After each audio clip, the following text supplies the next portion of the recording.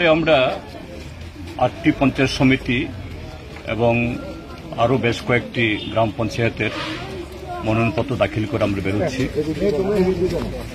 আসার পথে ব্লক অফিসে ঢোকার পথেই এই ব্লকের একদম সামনে সেখানে জটলা থেকে আমাদের উপরে ইট পাটকেল মারা হয়েছিল পুলিশের সামনে।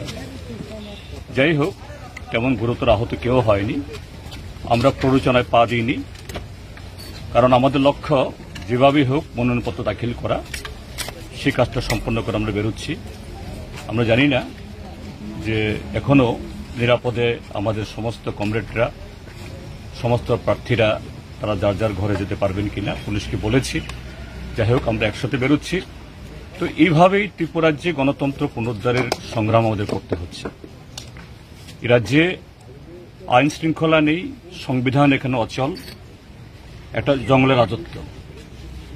এই রাজত্বে একটা রাজনৈতিক দল বৈধভাবে একটা নির্বাচনে প্রার্থী হতে যাবেন, এটাকে দিন দুপুরে শাসক দলের লোক পুলিশের সামনে অস্ত্রশস্ত্র নিয়ে বাধা দেয়। তাদের উপরে কোনো ধরনের যে সরানোর জন্য কোনো লাঠিচার্জ বা অন্য কিছু করা হয় না। আমাদের একজন প্রার্থীকে তো খুন করেই ফেলল। এভাবেই ত্রিপুরাজ্যে গণতন্ত্র নিধন চলছে।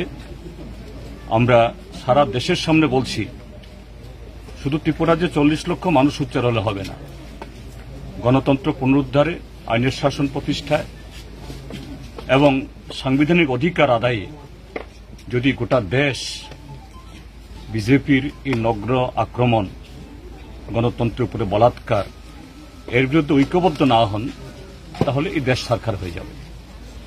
যাই হোক, আমরা ভারতের কমিউনিস্ট পার্টি মার্ক্সবাদী, এই লড়াই আমরা সামনের সারিতে আছি, আমরা থাকব। এভাবেই আমাদের লড়াই চলবে।